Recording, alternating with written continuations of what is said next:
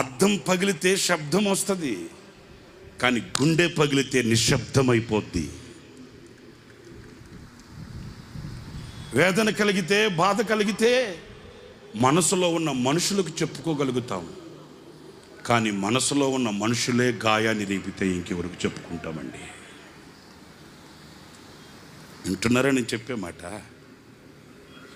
వేదన కలిగితే, బాధ కలిగితే మనసులో కొందరు ఉంటారండి, వాళ్ళతో చెప్పుకుంటామండి.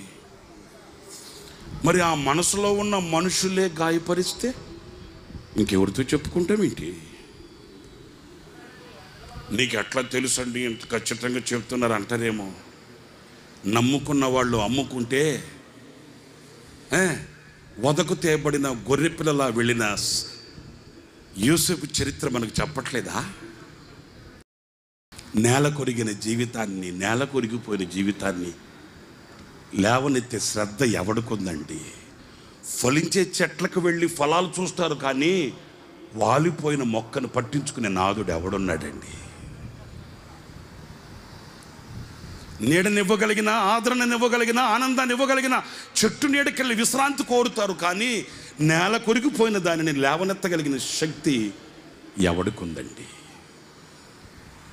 భూని మనం అడగగలిగింది కూడా ఒకటే, అయినా ఆనాడు ఇశ్రాయేలీల కొరకు నువ్వు పంపిన ఆ గాలిని ఈ రాత్రి మా కొరకు నువ్వు పంపు ప్రభు అని నువ్వు అడగగలిగితే, ఆనాడు ఇశ్రాయేలీలు మోషే కదా ప్రభు సన్నిధిలో అర్జించినట్లు, కోరుకున్నట్లుగా, ప్రార్థించినట్లుగా ఈ రాత్రి ఆయన పాదాలు పట్టుకొని నీవు కోరుకోగలిగితే నీ శత్రువులను సీసం కదా మునిగినట్లు ముంచి వేయగలిగిన దేవుడు